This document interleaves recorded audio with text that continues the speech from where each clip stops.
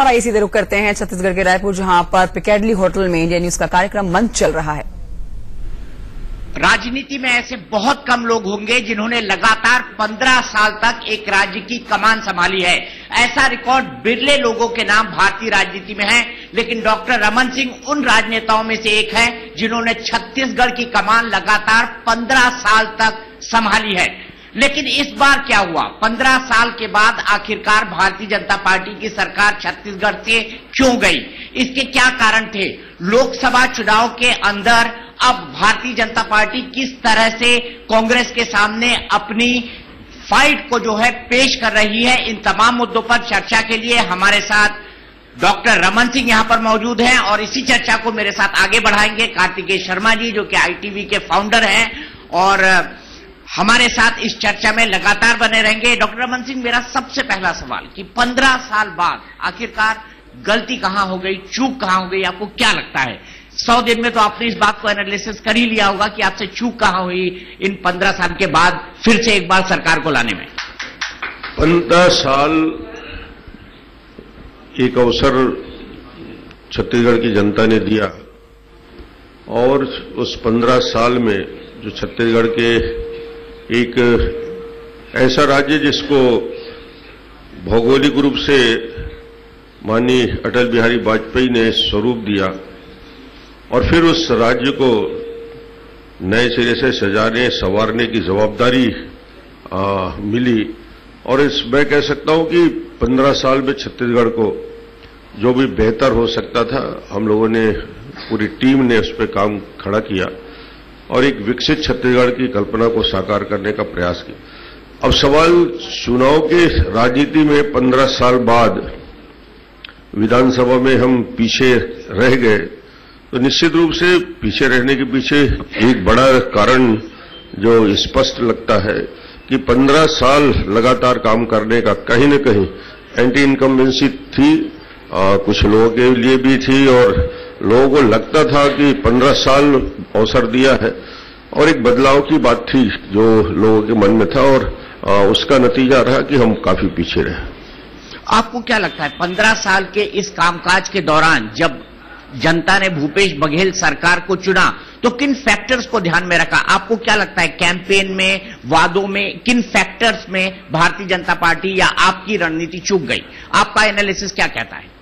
चूक कहें या ये कहें कि 15 साल लगातार काम करने के बाद लोगों को एक बदलाव की बात थी। दूसरा विषय मैं कह सकता हूं कि किसानों के मुद्दे में जो इशू था, कर्जा माफी बहुत बड़ा इशू था। कर्जा माफी आप बहुत बड़ा इशू मानते हैं। अब क्या हुआ? क्या इन 100 दिनों के भीतर जो 11,000 करोड़ के कर्जे माफी की बात कही जा रही थी, आप उसको ग्राउंड पर देख रहे हैं कि 11,000 करोड़ की कर्जा माफी छत्तीसगढ़ के अंदर हो चुकी है? नहीं, कर्जा माफी तब होता है जब पैसे बैंक में डिपॉजिट हो जाते हैं, किसान को उसके लिए नोटिस मिल जाता है, मगर ये तो सिर्फ कागज पे है। पूरे के पूरे कर्ज माफ करने की बात हुई थी, सिर्फ कोऑपरेटिव बैंक के कर्ज की बात हो रही है। 2 साल के बोनस देने की बात हुई थी, आज तक वो कागज में ही है कि बोनस देने की बात जहां का तहां पड़ा है। और जितने वादे बड़े बड़े किए गए थे, जिसको भ्रम में आके जनता ने कांग्रेस को आगे बढ़ाया, वो सारे यू टर्न लेने की स्थिति कांग्रेस की आई। बड़ा वादा जो जनता को प्रभावित करने वाला है, छत्तीसगढ़ के 50% महिलाओं को प्रभावित करने वाला, उन्होंने कहा शराबबंदी हम कर देंगे सरकार में आते। शराबबंदी तो हुआ नहीं, उल्टे शराब की कीमत में वृद्धि भी हो रही है और अब तो फिर वही स्थिति आने वाली है जो कोचिया राज, जिसमें घर घर शराब मिलने की स्थिति बनेगी। तो वादे बड़े बड़े किए गए, लोगों के सामने विश्वास दिलाया गया, मगर उन वादों से मुकरने की शुरुआत 100 दिन के पहले ही हो गया, 100 दिन के साथ ही साथ हो गया।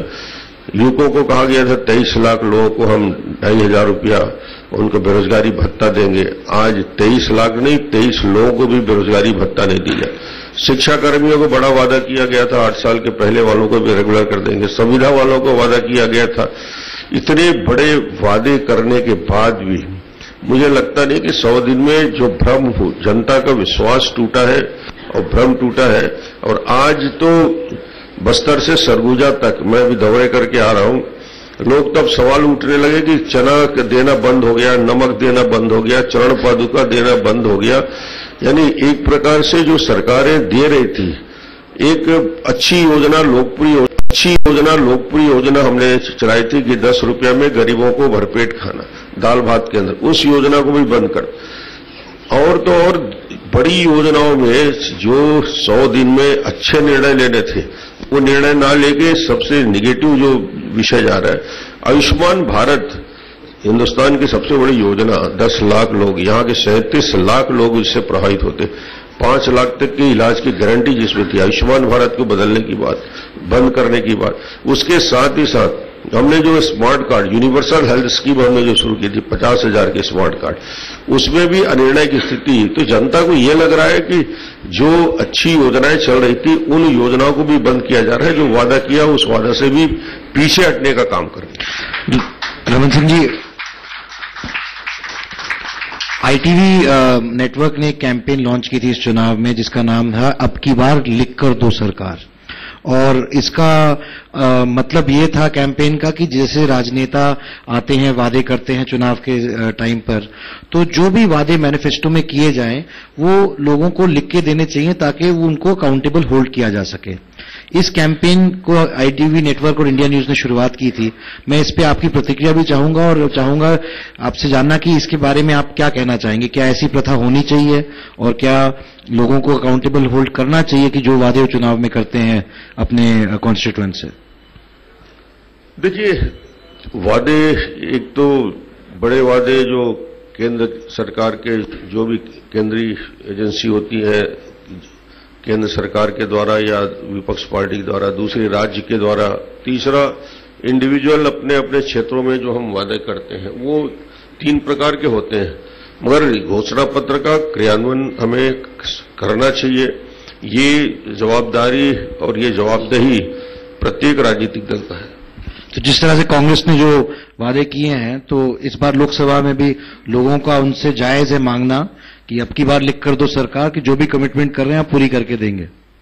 बिल्कुल, सभी वादों के साथ यही बात लगा रहता है कि हम उसकी वित्तीय स्थिति को पहले देख लें कि हम इसको पूरा कर सकते हैं कि नहीं, और यदि पूरा नहीं कर सकते तो ऐसे वादे करना उचित नहीं है जो जनता को बाद में ये कहने लगे कि अभी तो हम इंतजार करेंगे, बाद में करेंगे। ये उचित नहीं। लोकसभा चुनाव आ गए हैं, 11 सीटें हैं छत्तीसगढ़ के अंदर, और बीजेपी का रिवाइवल प्लान क्या होगा लोकसभा चुनाव के लिए, और इसके लिए आप लोग क्या तैयारी कर रहे हैं?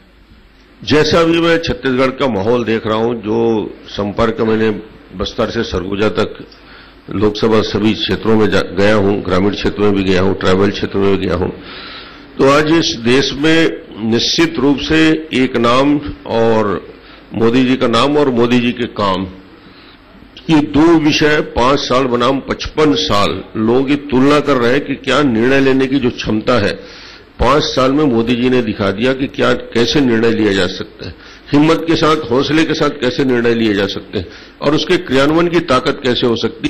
तो मोदी जी ने वो ताकत दिखाया, और खासतौर से 5 साल के अंदर देश के आम आदमी को, एक सामान्य व्यक्ति को महसूस होने लगा कि ये सरकार देश का मान सम्मान गौरव बढ़ाने वाली सरकार है। राष्ट्रीय अंतर्राष्ट्रीय स्तर में जिसने हिंदुस्तान के गौरवान्वित किया, और आज मैं कह सकता हूं कि हिंदुस्तान की दुनिया की 4थी शक्ति बनाने वाले यदि कोई प्रधानमंत्री है तो नरेंद्र मोदी है। आज देश के अंदर जो बड़ी ताकत बढ़ी, जिसके बारे में लोग कहते हैं कि हिंदुस्तान यदि सुरक्षित नहीं रहा, आम आदमी सुरक्षित नहीं रहा, तो ये देश के विकास और बाकी चीजों के क्या मायने हैं।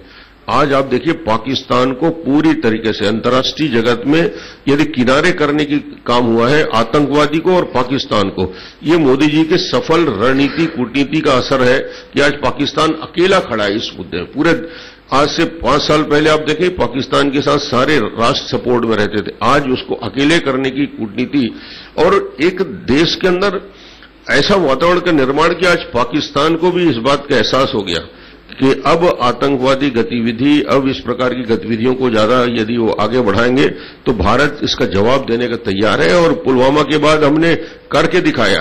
सर्जिकल स्ट्राइक एक एग्जाम्पल है, एक उदाहरण है कि भारत क्या कर सकता है और आगे और क्या करेगा। ये दोनों चीज मोदी जी की दृढ़ इच्छा शक्ति। आपने सिर्फ सर्जिकल स्ट्राइक की बात नहीं करो, एयर स्ट्राइक की बात नहीं करो, उससे भी बड़ी बात देश को एक बड़ी शक्ति के रूप में स्थापित करने के लिए एंटी सैटेलाइट मिसाइल का उपयोग करने की क्षमता भारत ने तैयार की। तो मोदी जी का वो निर्णय लेने की क्षमता है जिसकी वजह से आज देश का गौरव बढ़ा है, सम्मान बढ़ा है और अंतर्राष्ट्रीय जगत में भारत की एक पहचान बनाने में सफल हुए। ऐसा प्रधानमंत्री फिर आज 2019 में किसी आम आदमी से आप पूछेंगे, बस्तर से लेकर सरगुजा तक, आप पूछेंगे कि प्रधानमंत्री के लिए आपकी कौन सी पहली आपकी पसंद है, किसको प्रधानमंत्री बनाना चाहते। एक बस्तर का, सरगुजा का, दूरसंचल का ट्रैवल भी आपको कहेगा कि प्रधानमंत्री के लिए कोई किसी के मन में विचार ही नहीं है, सीधा एक नाम निकलता है, नरेंद्र मोदी को फिर 5 साल अवसर दिया जाएगा। ये तय। 11 में से कितनी सीटें देते हैं आप? पिछली बार 11 में 10 सीट हम जीते थे, इसके पहले हम 9 सीट जीते थे, लगातार 3 चुनाव में हम 9-10 के आसपास रहे। इस बार भी वैसा ही रिजल्ट हमारा रहेगा।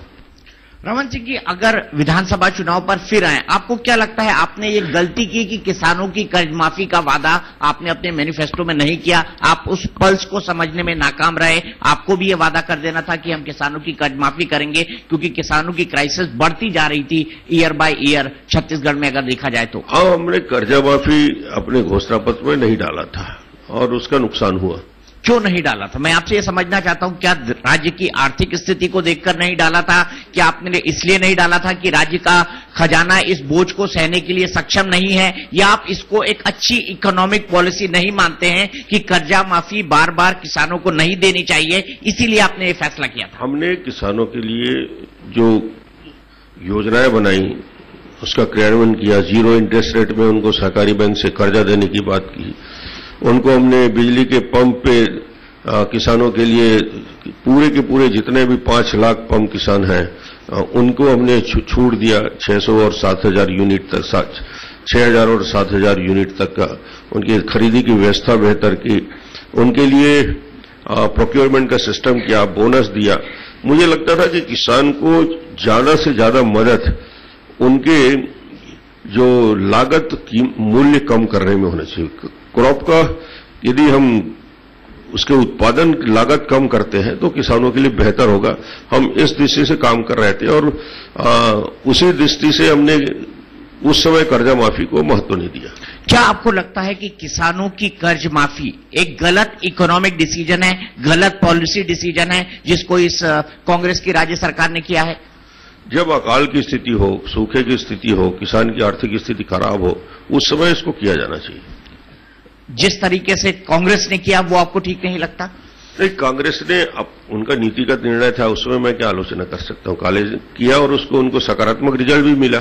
2500 रुपए धान की खरीदी, ये भी एक मुख्य मुद्दा था। लोग तो ये कह रहे थे कि लोगों ने जब चुनाव आने लगे तो अपना धान रख लिया और ये कहा कि अगली सरकार आने के बाद इस धान की बिक्री होगी। क्या आपको एहसास हो गया था चुनाव के दरमियान जब धान की खरीद का मुद्दा आया कि 2500 प्रति क्विंटल धान की खरीदी, यह मुद्दा भी आपको किसानों की कर्ज माफी की तरह नुकसान करेगा? वो एक दूसरा मुद्दा था जिसका लाभ कांग्रेस को मिला। क्या आपको लगता है, आपने किसानों की कर्ज माफी के लिए 0% पर इंटरेस्ट दिया, आपने लागत मूल्य कम करने की कोशिश की, लेकिन किसानों की देखभाल में रमन सिंह सरकार से पिछले 15 सालों में किन किन पॉइंट पर चूक हो गई? चूक बिल्कुल नहीं हुई। उत्पादन बढ़ा। कहां 5 लाख मेट्रिक टन पैडी का प्रोक्योर करते थे, 70 lakh metric ton paddy procure करने लगे। हमने बोनस देने की बात की, बोनस किसानों को दिया। सूखा राहत में हमने उनको आर्थिक रूप से मदद करने के लिए करीब करीब 4,000 करोड़ रुपया की आर्थिक मदद भी देने का काम किया। तो सरकार जो अच्छे कदम उठा सकती थी कर सकती, मगर ये बात है कि कर्जा माफी की घोषणा में हम पीछे रह गए। आप पीछे रह गए। आपने कैलकुलेट करा था कि कर्जा माफी अगर हम करते हैं तो सरकारी खजाने पर इतना बोझ आएगा? क्या आपके घोषणा पत्र में डालने के लिए क्या आप लोगों के बीच ये विषय डिस्कशन में था कि किसानों की कर्जा माफी भी होनी चाहिए? क्या आपने किसी पॉइंट ऑफ टाइम पर इलेक्शन कैंपेन के दौरान इसको डिस्कस किया था? नहीं, डिस्कस भी किया था, चर्चा में भी आया था, मगर हमने कहा ना हम अपने घोषणा पत्र में नहीं डाल पाए, जिसका नुकसान हमको भोगना पड़ा। रमन सिंह जी, ऐसी एक घोषणा कांग्रेस ने श्री राहुल गांधी ने की है अभी, जब उन्होंने न्याय स्कीम को लॉन्च किया और कहा कि 5 करोड़ परिवारों तक ये पहुंचेगी और 72,000 रुपए साल के मिलेंगे। इस पे आपकी क्या प्रतिक्रिया रहेगी या क्या रिस्पॉन्स रहेगा? देखिए, ये इस योजना का तो जनता के अंदर ही प्रतिक्रिया आ रही है।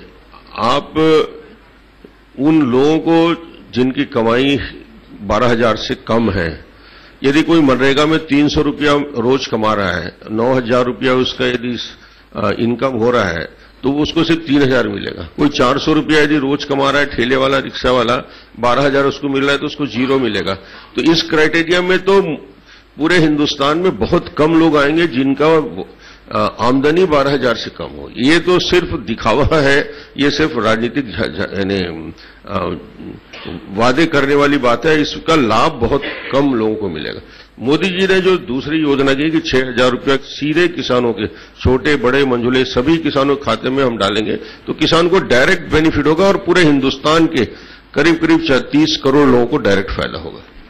जो बालकोट में एयर स्ट्राइक हुई उसके बाद बीजेपी ने एक नेशनलिज्म के एजेंडा को आगे रखा है, अपनी कैंपेन को भी आगे रखा है। उसको चलते क्या आपको लगता है कि ये कैंपेन सक्सेसफुल होगी और इसका इम्पैक्ट रहेगा ग्राउंड पर? देखिए, ये बीजेपी ने बालकोट के बाद नहीं, इसमें ज्यादा फोकस तब हुआ जब कांग्रेस ने अपने चुनाव घोषणा पत्र में 2 बातों का जिक्र किया जिसकी राष्ट्रव्यापी चर्चा हुई, जिसकी आलोचना भी हुई।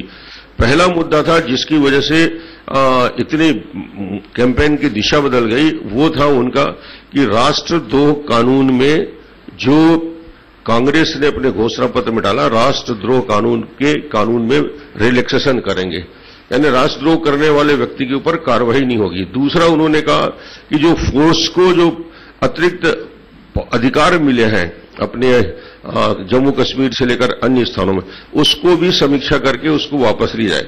जब ये 2 मामले देश में चर्चा में आए कि राष्ट्रद्रोह कानून में रिलैक्सेशन होगा और फिर इस देश में वही बात होगी कि राष्ट्रद्रोह करने वाले या खुलेआम भारत के यूनिवर्सिटी में खड़े होकर बड़े बड़े नारे लगाने वाले कि भारत तेरे टुकड़े होंगे इंशाअल्लाह इंशाअल्लाह, भारत की विभाजन की बात करने वाले तत्वों को यदि शह मिलेगा, उनको समर्थन मिलेगा और किसी के घोषणा पत्र में यदि इस बात का जिक्र आता है, तो फिर भारतीय जनता पार्टी ने बड़ा स्पष्ट स्टैंड लिया कि राष्ट्र प्रेम से, राष्ट्रभक्त से और देश से आगे कुछ नहीं है।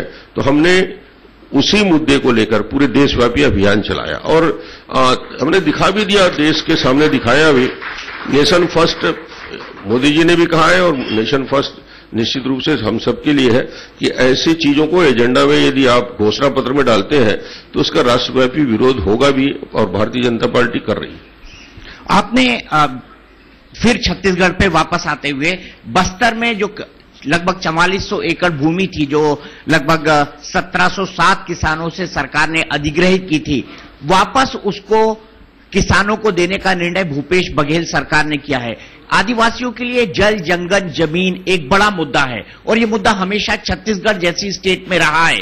सरकार ने जब भूमि का अधिग्रहण किया था तो क्या उन किसानों के लिए कुछ सोचा था?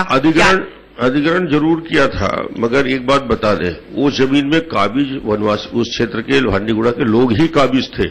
सिर्फ कागज पे रिकॉर्ड पे परिवर्तन हुआ और वो होने वाला था, हम भी उसमें सहमत थे, मगर उस जमीन पे काबिज तो वनवासी ही था क्योंकि प्लांट आया नहीं था। वो अपना खेती कर रहा था, मुआवजा भी ले लिया था और उसमें लगातार खेती भी कर रहा था। तो ऐसा नहीं था कि उसको जमीन से बेदखल किया गया था। लेकिन प्लांट तो आने वाला था ना, लीगली तो वो जमीन प्लांट के खाते में चली गई थी। प्लांट के निर्णय समाप्त हो गए थे क्योंकि माइंस मिलना बंद हो गया। माइंस ही नहीं मिला तो प्लांट कहां से आएगा? तो उस दिन ही तय हो गया प्लांट नहीं आएगा, इसलिए लोगों ने अपने जमीन पे खेती करना शुरू कर दिया था। इसको भी कांग्रेस ने एक बड़े मुद्दे के तौर पर उठाया, मुद्दा बनाया था।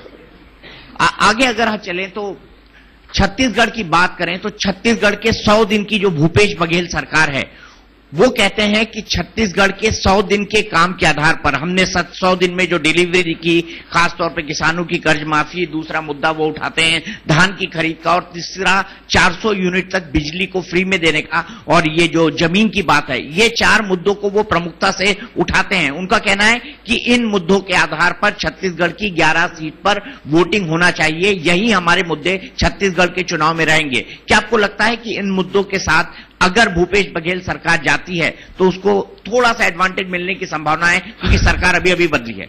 बिजली बिल हाफ, लोगों को यह नहीं कहा गया था कि बिजली बिल हाफ होगा तो वो किसका होगा, और बिजली बिल हाफ का व्यापक रूप से जनता के बीच जो इफेक्ट गया कि पूरे छत्तीसगढ़ के सभी उपभोक्ताओं के बिजली बिल को आधा कर दिया जाएगा। अंत में जब चुनाव जीत गए, सरकार बन गई, तो आखिरी समय बोल रहे हैं कि 400 यूनिट तक, सिर्फ 400 यूनिट तक लोगों को लाभ मिलेगा, और बिजली बिल हाफ करने का लाभ 400 यूनिट यानी मुश्किल से 5-10% लोगों को मिल रहा है। बाकी 85-90% लोगों को लग रहा है कि यह हमारे साथ बेइंसाफी हुई है। उनको लगा था कि हमारा बिजली बिल हाफ होगा और उस आधार पर वोट दिया। 400 यूनिट के उपभोक्ता बहुत कम है, और 400 से 1 यूनिट भी ज्यादा हो गया तो ये मानिए कि फिर उसका पूरा का पूरा बिल लगेगा। दूसरा ये हो गया, आज भी बस्तर से लेकर सरगुजा तक जहां जहां मैं दौरे में जा रहा हूं, बिजली बिल हाफ तो नहीं हुआ है आम उपभोक्ता का, मगर बिजली मिलना हाफ हो गया। इतनी कटौती हो रही है, मैं जिस कार्यक्रम में जाता हूं 3 बार माइक बंद होता है, तो बिजली, गांव वाले बोलने लगे बिजली ही हाफ हो गया साहब। बिजली यानी 10 लोगों को आपने बिजली 400 यूनिट छोड़ दिया, मगर 90% लोगों को ये लगता है कि हमारी बिजली की आपूर्ति खत्म हो गई, और इतना इरेगुलर हो गया है कि हर 12 घंटे में दिन में 6 घंटे बिजली कटौती शुरू हो रही है। अगर मैं गलत नहीं हूं तो इलेक्ट्रिसिटी सरप्लस स्टेट रहा है छत्तीसगढ़ की अगर हम बात करें तो यहां बिजली की कोई तंगी पिछले 15 सालों में तो देखी नहीं गई। क्या कारण है कि अब बिजली के डिस्ट्रीब्यूशन में इस तरह की दिक्कत आ रही है? आज भी बिजली की कमी नहीं है। जब मैं मुख्यमंत्री बना 4000 यूनिट का उत्पादन होता था बिजली का, और मुख्यमंत्री पद से मैंने छोड़ा तो छत्तीसगढ़ में 22,000 मेगावाट बिजली का उत्पादन होने लगा। अब फर्क देखिए कि उत्पादन हमने बढ़ाया, डिस्ट्रीब्यूशन बढ़ाया। 18 लाख उपभोक्ता थे बिजली के, 42 लाख उपभोक्ता हो गए। 70,000 पंप थे, 5 लाख पंप कनेक्शन हो गए। तो ये हमने न केवल ट्रांसमिशन में, डिस्ट्रीब्यूशन में, जनरेशन में हमने लगातार काम किया, और आखिरी गांव तक बिजली पहुंचाने का काम हमने किया। ये कोई संकट का स्थिति है ही नहीं छत्तीसगढ़ में, ये सिर्फ मैनेजमेंट की दिक्कत है और व्यवस्था को ठीक नहीं कर पा रहे हैं। बिजली को यदि ठीक तरीके से डिस्ट्रीब्यूशन किया जाएगा तो छत्तीसगढ़ में कहीं कटौती की जरूरत न आज पड़ेगी न कल पड़ेगी। तो गलती कहां हो रही है इस सरकार से? गलती कहां हो रही है बेसिक इशू जैसे बिजली के नाम पर? आपको क्या लगता है, आपका क्या एनालिसिस है इस बारे में? बिजली की जो मैनेजमेंट होना चाहिए, बिजली के डिस्ट्रीब्यूशन के लिए जो नेटवर्क को सही उपयोग करने की होना चाहिए, उस पर चूक हो रही है। रमन सिंह जी, केंद्रीय सरकार ने, भाजपा सरकार ने एक फैसला लिया था कि जो 42 कोल ब्लॉक्स थे उनका आवंटन राज्य सरकारों को किया, और उनमें से मेरे ख्याल से सिर्फ 14 का हो पाया है। इससे क्या इम्पैक्ट पड़ा छत्तीसगढ़ को, और क्या नुकसान हुआ है छत्तीसगढ़? देखिए, कोल पे पॉलिसी 2 प्रकार के निर्णय हुए। यदि पूरे कोल ब्लॉक के आवंटन को देखा जाए, पहले यूपीए सरकार के, बाद में एनडीए सरकार की पॉलिसी, और जितने स्कैम हुए, जितने घोटाले हुए, वो इसलिए हुए कि पहले जो पॉलिसी थी, पहले आओ पहले पाओ, उस पॉलिसी का इतना बड़ा दुरुपयोग हुआ कि पूरे के पूरे हिंदुस्तान में ये पूरा का पूरा सेक्टर बदनाम हो गया। मोदी जी ने आते ही इस पे क्लियर कट सभी ब्लॉक के लिए ओपन बिडिंग की पॉलिसी की, खुली निविदा वो बिडिंग कराया, और ये बिडिंग में पूरे देश और दुनिया के लोग हिस्सा लेते थे। जो बिडर थे उनको दिया गया। उसके साथ ही साथ आज मैं कह सकता हूं कि कोल ब्लॉक यदि छत्तीसगढ़ का है, छत्तीसगढ़ के उपयोग के लिए जो रिजर्व है उसका हम उपयोग कर रहे हैं, छत्तीसगढ़ के बाहर के लोग भी उसका उपयोग कर रहे हैं। तो कोल ब्लॉक की ताकत यह है कि हम कोल के उत्खनन से, माइनिंग से जो फंड मिलता है वो सरकार की सबसे बड़ी रॉयल्टी है, और उसको बढ़ाने के लिए जो प्रयास हुए, मैं जब मुख्यमंत्री बना तो आपको आश्चर्य करेंगे, कोयले की रॉयल्टी 22 रुपया था, रेत की रॉयल्टी से 1/4 था कोयले की रॉयल्टी। जब मैं मुख्यमंत्री बना मैंने इसके लिए संघर्ष किया, फिर वो रॉयल्टी बढ़ते बढ़ते 400, 500, 600 रुपया, अब फिर हमने उसको एड वलोरम किया, जैसे जैसे कीमत बढ़ेगा उस आधार से रॉयल्टी मिलेगी। तो आज जो 200, 400, 500 करोड़ मिलता था, 4000, 5000, 6000 करोड़ की रॉयल्टी आज छत्तीसगढ़ को मिल रहा है और आने वाले हमेशा मिलेगा। उसी से डीएमएफ का फंड भी छत्तीसगढ़ को मिलता है। तो कुल मिलाकर स्टेट की सबसे बड़ी स्ट्रेंथ, ताकत माइनिंग की है और यही पॉलिसी देश के लिए सबसे बेहतर है। लेकिन कहीं ना कहीं वो जो क्षमता थी वो पूरी तरह से पूरी नहीं हो पाई इस पॉलिसी के चलते, तभी 14 कोल ब्लॉक्स का ही आवंटन हुआ है अभी तक 42 में से। ये जानकारी सही है क्या? नहीं, बीडिंग में जो बीडर्स आते हैं उस आधार पे कोल के माइंस आते हैं, अलग अलग सीमेंट के लिए अलग रहते हैं, स्टील के लिए अलग होते हैं, पावर के लिए अलग होते हैं, उसके कंडीशन होते हैं बीडर्स के, और बीडिंग का एक पारदर्शी तरीके से आप देंगे तो कभी जीवन में कभी कोई शंका नहीं होगा। हम लोगों ने स्टेट लेवल पे जितने हमारे पास स्टील के, जितने स्पंज आयरन के, जितने सीमेंट के थे, जिन्होंने मांगा सबको दिया। उसे क्या कोई उसमें उंगली उठा ही नहीं सकता कि आप उसको यदि पारदर्शी तरीके से उसका डिस्ट्रीब्यूशन करते हैं तो कभी छत्तीसगढ़ के ऊपर वो विषय ना आया ना आ सकता। दूसरा जो सबसे महत्वपूर्ण मुद्दा है सर, कार्तिक जी ने जो बात कही थी मैं उसको आगे बढ़ाता हूं। उन्होंने सर्जिकल स्ट्राइक की बात की, एयर स्ट्राइक की बात की, ये बड़े भारी भरकम मुद्दे हैं। राष्ट्रवाद, राष्ट्रीय सुरक्षा, क्या आपको लगता है कि छत्तीसगढ़ जैसी स्टेट, मैं किसी के मेंटल आईक्यू पर कोई सवाल नहीं उठा रहा हूं, लेकिन मैं जानना चाहता हूं कि आपको नहीं लगता उनको अपील करेगा, किसानों की कर्ज माफी, बिजली का बिल हाफ, 72 रुपए न्याय योजना, आपको नहीं लगता ये भारी भरकम मुद्दे क्या छत्तीसगढ़ की जनता को अपील कर पाएंगे जिस तरह से इनको इशू बनाने की कोशिश की जा रही है? देखिए, राष्ट्रीय स्तर में जब मुद्दों की बात होती है तो छत्तीसगढ़ का दलदली का बैठा हुआ ट्राइबल भी वही निर्णय लेता है जो रायपुर में बैठा हुआ एक व्यक्ति निर्णय लेता है। और आज जिस मुद्दे को लेकर राष्ट्रीय स्तर में बहस और चर्चा चल रही है, मोदी जी के नाम से या राष्ट्रवाद को लेकर या उनकी पॉलिसी पे, दूरस्थ अंचल में बैठा हुआ व्यक्ति भी वही सोच रहा है। और आपको बताएं कि रायपुर, दुर्ग, भिलाई में वोटिंग परसेंटेज 40, 42, 45% होता है, वहां 75% होता है। तो ये दिखा दिया बस्तर के लोगों ने भी कि हम मतदान में और डेमोक्रेसी के प्रति उनकी कितना उनका कमिटमेंट है और कैसे वो वोट डालना चाहते। तो इशू लोकसभा का जब देखिए आप, जब रिजल्ट आता है 2014 के विधानसभा में हम सरगुजा में 8 में 7 विधानसभा हार गए, बस्तर में हम 6 हार गए। उसके 3 महीने बाद सीधे फिर लोकसभा का चुनाव होता है, हम वहीं 1,40,000 से 1,60,000 वोट से दोनों चुनाव जीते।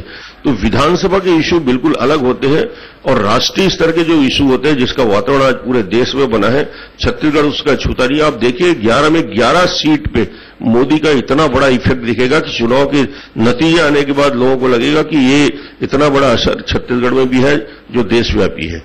और हम दावे के साथ कह रहे हैं कि पुरानी स्थिति को हम वापस फिर ला रहे हैं। 11 में 10 जीते थे, करीब करीब वही रिजल्ट आएगा।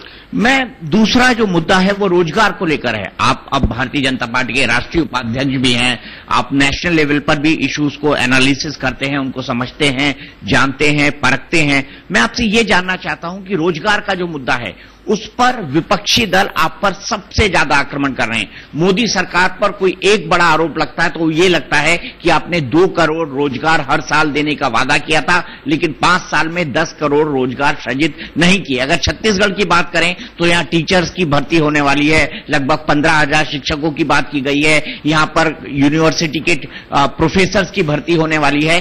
क्या आपको नहीं लगता कि ये चीजें भी छत्तीसगढ़ की जनता को अट्रैक्ट करेंगी? और विपक्ष के इस एलिगेशन को आप किस तरीके से देखते हैं कि 2 करोड़ रोजगार जो मोदी सरकार है वो सृजित नहीं कर पाई? रोजगार के अवसर 2 प्रकार के होते हैं, एक तो शासकीय नौकरी और दूसरे रोजगार के लिए आप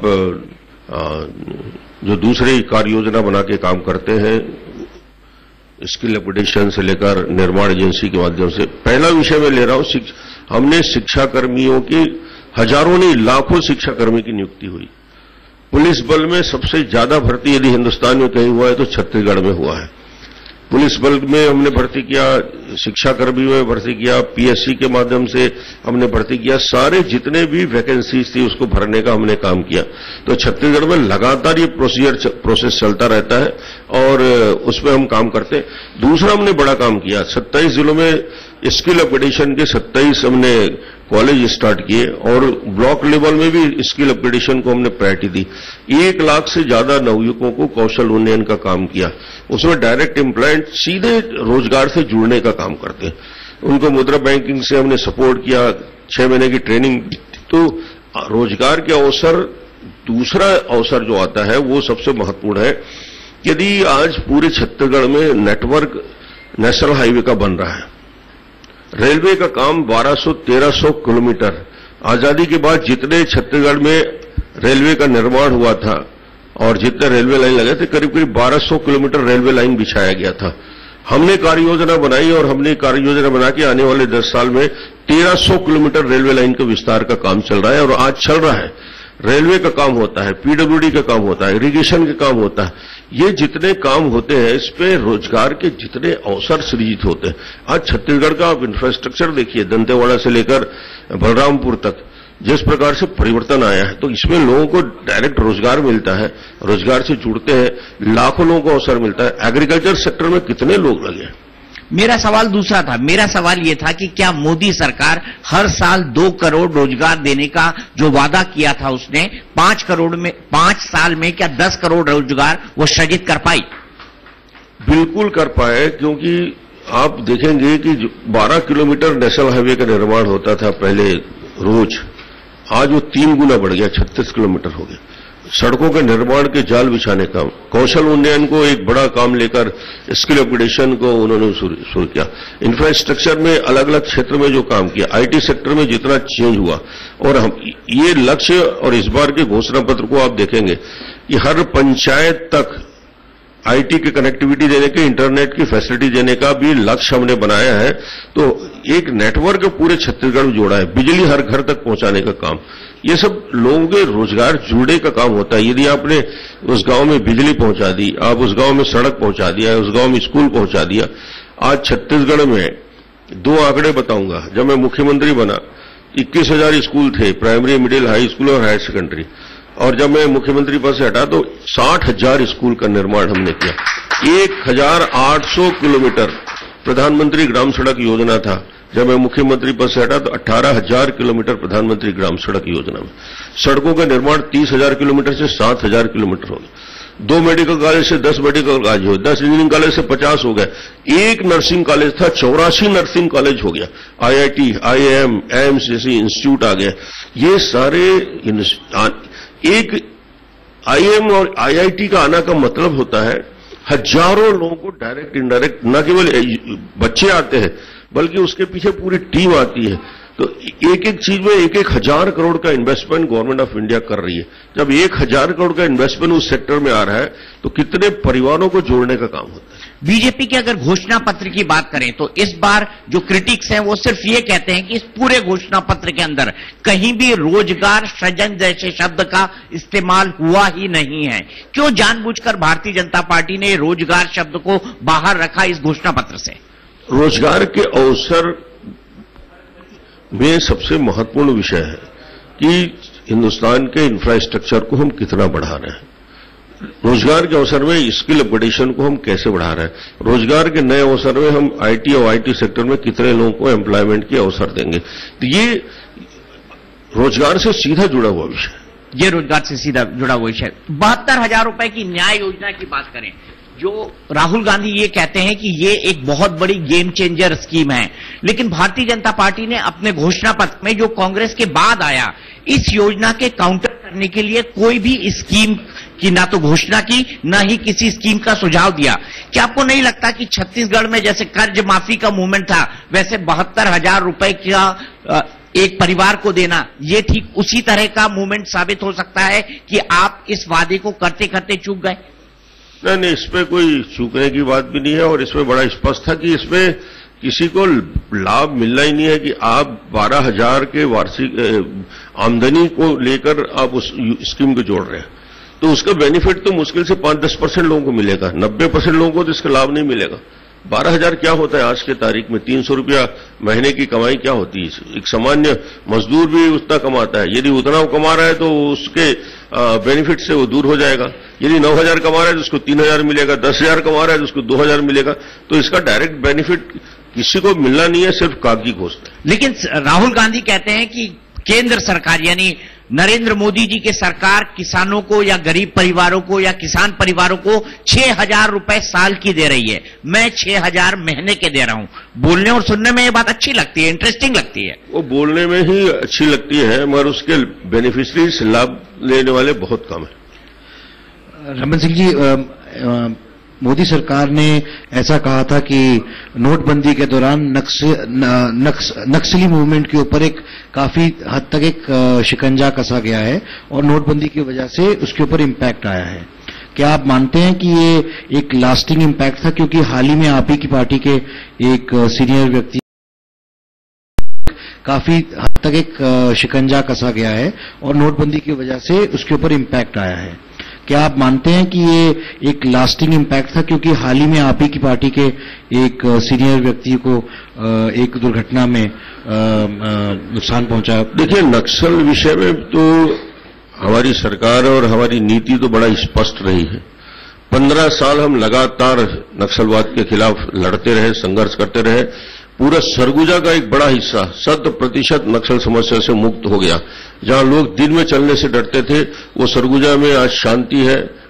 बस्तर का भी करीब करीब अधिकांश हिस्सों में हमने बेहतर डेवलपमेंट के द्वारा, एजुकेशन, हेल्थ के द्वारा और पुलिस के मॉनिटरिंग के द्वारा उसको कब्जा में लाया। ये 100 दिन में जो हालत हुई है, 5 बड़े घटनाएं हो गए। भीमा मंडावी हमारा विधायक, उसकी हत्या हो जाती। एक प्रकार से नक्सलियों के मुंह से ये बात निकल रही है, नक्सलियों को एहसास हो गया है कि आज ग्रामीण क्षेत्र में, बस्तर में लोग कहने लगे हैं कि नक्सली अब ये कहने लगे कि अब तो हमारी सरकार है, किससे डरने की क्या जरूरत। नक्सली अब शहर की ओर बढ़ने लगे। इतनी घटनाएं लगातार हो रही है, इतनी घटनाएं लगातार हो रही है कि एक प्रकार से बस्तर अपने आप में असुरक्षित महसूस कर रही है। इस चुनाव में उसका इफेक्ट आपको स्पष्ट दिखेगा कि जो बस्तर शांति की ओर रफ्तार से जा रहा था, आज वो उल्टी दिशा में फिर से जा रहा है। नक्सलियों की हिम्मत और हौसले बढ़ गए हैं क्योंकि उनको लगता है कि सरकार उनके खिलाफ कुछ नहीं करेगी। आपने राष्ट्रद्रोह कानून में परिवर्तन कर दिया, आपने सेना के अधिकार को कम कर दिया। नक्सलियों को भी बातचीत करने के लिए, चर्चा करने के लिए आप रास्ता खोल रहे हैं। तो मुझे लगता है इससे छत्तीसगढ़ की जनता को बस्तर सरगुजा में बहुत ही निगेटिव इफेक्ट है। क्या ये सरकार अगर नक्सलियों से बातचीत का रास्ता खोलती है तो भारतीय जनता पार्टी और आपका as a chief opposition party stand क्या होगा? मैंने तो मुख्यमंत्री रहते बार बार कहा था, बातचीत के लिए कभी हम दूर नहीं है। बातचीत किससे करें? पिछले 40 साल में नक्सलियों ने लगातार इस विषय को कहा, जब वो कमजोर पड़ते हैं तो बातचीत की बात करते हैं। मगर बातचीत करें तो किससे करें? क्या पॉलिट ब्यूरो के लोग तैयार हैं? क्या उनके पॉलिसी मेकर तैयार है? क्या लोकल या दलम का व्यक्ति जो बस्तर में घूम रहा है उससे मैं बात करने जाऊंगा कि वो बात करेगा, या उनके मीडिएटर से बात करूं जो उनके लिए काम करते हैं शहरी क्षेत्र में? जब तक नेशनल लेवल में उनके पॉलिट ब्यूरो के जवाबदार लोग जो आज उसका संचालन करते हैं, वो और नेशनल लेवल के हमारे वरिष्ठ लोग बैठ के बात करें, तो मैंने कहा था कि मैं किसी बातचीत का विरोधी नहीं हूं। और बातचीत में तय होना चाहिए कि पहले शस्त्र छोड़ें, एक हाथ में बंदूक रखें और दूसरे हाथ में बातचीत करेंगे तो ये कभी मंजूर हो ही नहीं सकता इस देश में। पहले शस्त्र छोड़ना पड़ेगा, शांति के लिए उनको आना पड़ेगा, फिर उसके बाद सारे दरवाजे खुल जाएंगे। झीरम घाटी को लेकर कांग्रेस हमेशा से कहती रही है कि झीरम घाटी में जो कुछ हुआ उसके सच को हम सामने लाएंगे, उसकी नई सिरे से जांच कराएंगे। मैं आपसे जानना चाहता हूं, क्या झीरम घाटी में जो कुछ हुआ, क्या उसके पीछे कांग्रेस की उस वक्त की अंदरूनी राजनीति थी? देखिए, झीरम घाट की घटना हुई उस समय मनमोहन सिंह जी प्रधानमंत्री जी थे, शिंदे साहब गृहमंत्री थे। उन्होंने ही आग्रह किया कि इस पूरी घटना के लिए उच्च स्तरीय जांच हो, एनआईए द्वारा जांच हो। मैंने उसमें सहमति दी, एनआईए ने जांच कर लिया, रिपोर्ट कर दिया। अब नेशनल एजेंसी को छोड़कर यदि किसी के पास या हमारे कांग्रेस के मित्रों के पास उनके पास कोई ऐसे जानकारी है, ऐसे आंकड़े हैं, ऐसे विषय है जिसमें उनको लगता है कि जांच के दिशा बदल सकती है, तो एनआईए को बताया नहीं गया। आज भी जांच करने वाली एजेंसी तैयार बैठी रहती है। कुछ तथ्य यदि उनके पास है तो उसको जाके बताना चाहिए। एनआईए की एजेंसी है जो इसको जांच कर रही है। आपने फिर एक जांच के एसआईटी बना दिया, तो मुझे लगता है कि इसको दिशा बदलने की कोशिश हो रही है। एनआईए की जांच की जो रिपोर्ट आई है उस पर आगे कार्रवाई करें। आपको क्या लगता है, क्या पॉलिटिकल स्कोर सेटल करने के लिए इस जांच की दिशा बदलने की कोशिश की जा रही है? जो कांग्रेस के अंदरूनी पॉलिटिकल स्टोर 6 साल पुराने थे, जिसके चलते कांग्रेस यहां पर बढ़ गई, क्योंकि कुछ लोगों ने उस वक्त नाम लिया था कि शायद अजीत जोगी जी का इस कांड के अंदर कोई हाथ हो सकता है, इस तरह की कॉन्स्पिरेसी थ्योरीज भी सामने आई थी। आपका क्या मानना है, क्योंकि आप उस वक्त सीएम थे, आपने सभी जांच को देखा है, सभी जांच रिपोर्ट को देखा है। मैं इस बात के पहले भी पक्षधर था कि सब चीज स्पष्ट रूप से जनता के सामने आना चाहिए, कोई बात छुपाने की जरूरत नहीं। जांच एजेंसी से मैंने कहा आप जांच करिए और आप अपनी रिपोर्ट प्रस्तुत करिए और उस आधार पर आगे कार्रवाई होगी। इसलिए किसी का नाम लेने की जरूरत मैं नहीं समझता। जो भी दोषी होगा उसके ऊपर कार्रवाई होनी चाहिए और जांच एजेंसी की रिपोर्ट पे आगे आप बढ़े। तो एनआईए की रिपोर्ट आपने देखी होगी, क्या था उस रिपोर्ट में? उसके रिपोर्ट के आधार पे एजेंसी को उस पर आगे बढ़ना था, मगर वो रिपोर्ट को अभी पलटा के देखा नहीं गया है।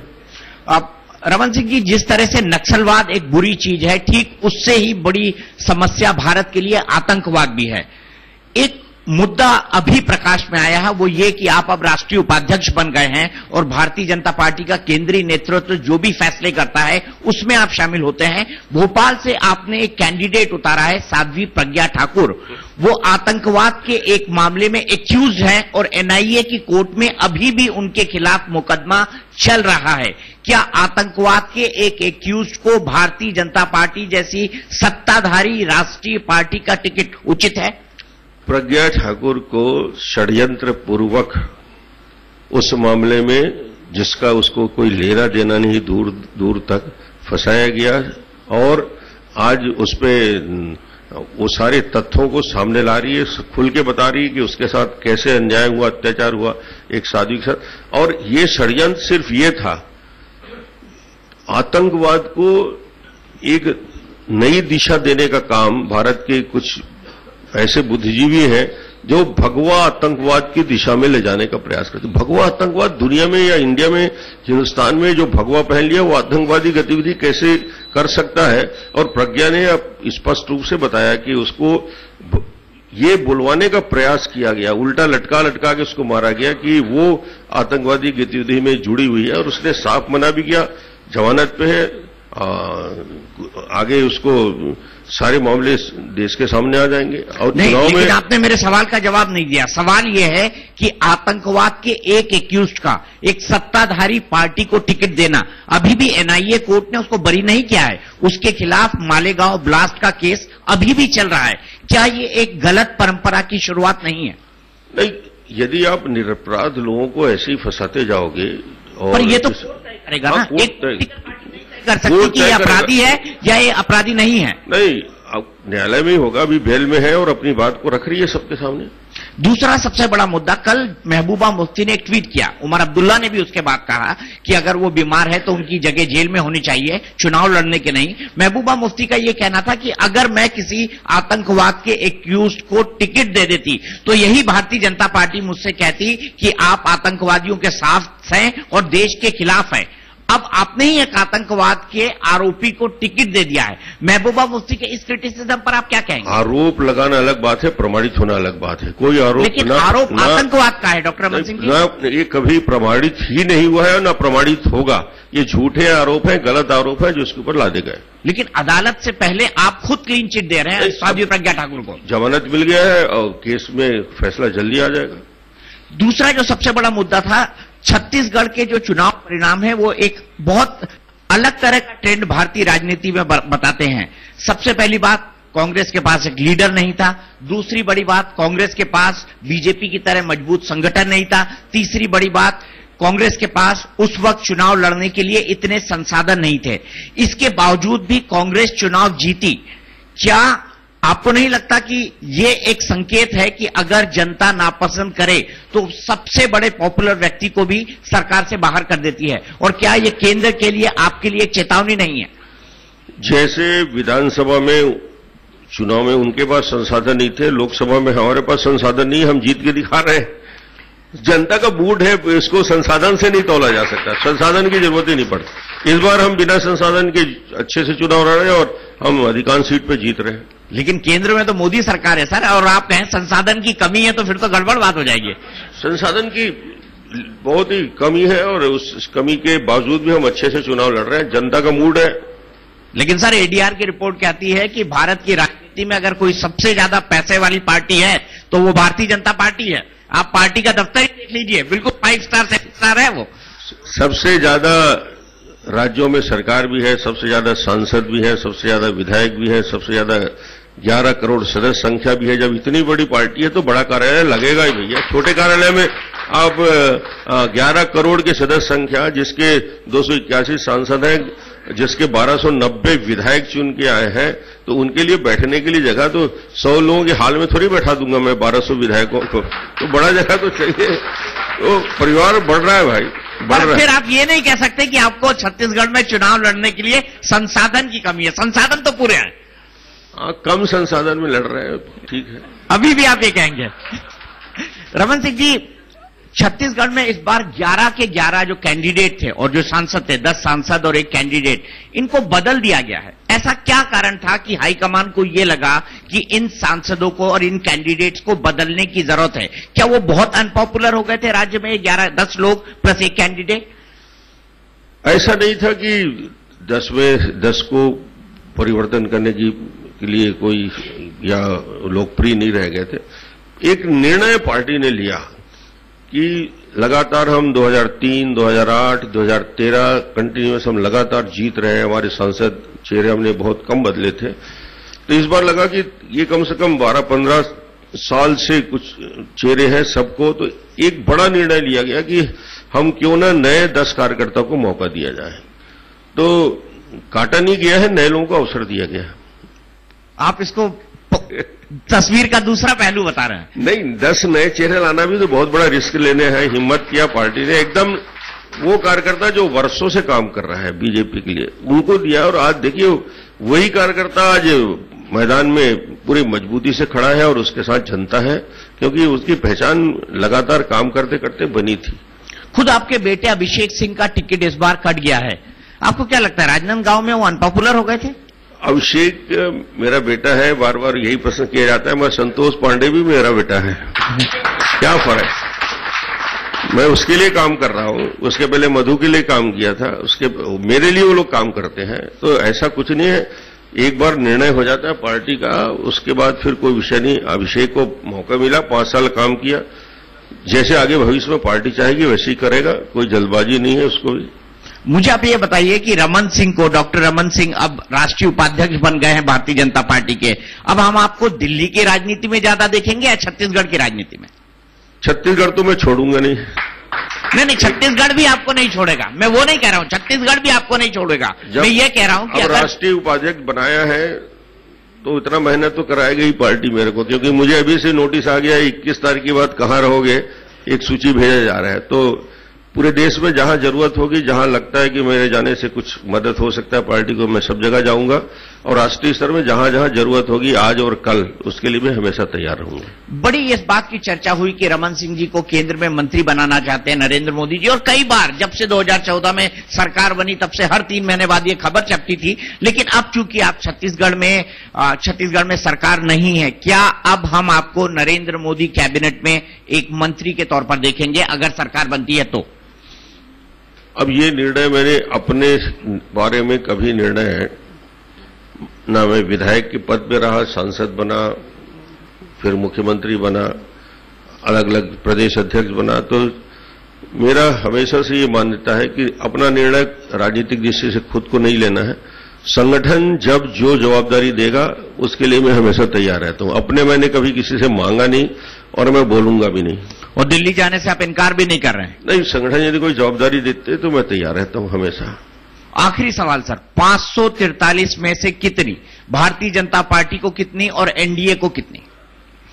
भारतीय जनता पार्टी यानी एनडीए को स्पष्ट बहुमत मिलेगा। भारतीय जनता पार्टी भी का हिस्सा सबसे बड़ा रहेगा और हम एक बार फिर से 2019 में पूर्ण बहुमत के साथ सरकार बनाने जा रहे हैं। क्या डॉक्टर रमन सिंह को छत्तीसगढ़ की जनता को एक प्यार, मोहब्बत और समझाइश का इंजेक्शन देने की जरूरत है भूपेश बघेल सरकार बनने के बाद इन चुनाव के लिए? जनता के बीच में जा ही रहा हूं और उनसे आग्रह भी कर रहा हूं कि ज्यादा से ज्यादा हमारे लोकसभा के सदस्य जीते। और मेरा एक बात ठीक है कि इस विधानसभा में पीछे रह गए, मगर जनता के बीच लगातार जुड़ाव है, उनका प्रेम है, समर्थन है, आशीर्वाद है, तभी तो 15 साल में मुख्यमंत्री बना रहा। आगे भी उनका प्रेम मिलता रहेगा।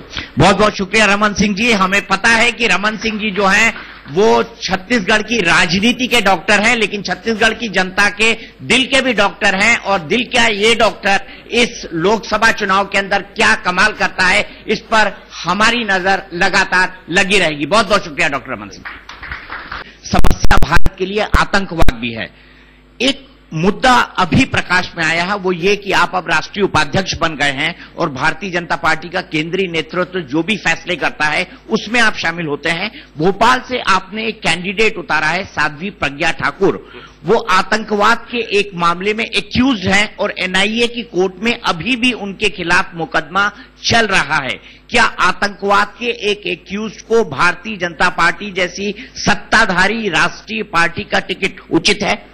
प्रज्ञा ठाकुर को षड्यंत्र पूर्वक उस मामले में जिसका उसको कोई लेना देना नहीं, दूर दूर तक फंसाया गया और आज उस पे वो सारे तथ्यों को सामने ला रही है, खुल के बता रही है कि उसके साथ कैसे अन्याय हुआ, अत्याचार हुआ एक साधु के साथ। और ये षड्यंत्र सिर्फ ये था, आतंकवाद को एक नई दिशा देने का काम भारत के कुछ ऐसे बुद्धिजीवी हैं जो भगवा आतंकवाद की दिशा में ले जाने का प्रयास करते हैं। भगवा आतंकवाद दुनिया में या इंडिया में, हिंदुस्तान में जो भगवा पहन लिया वो आतंकवादी गतिविधि कैसे कर सकता है?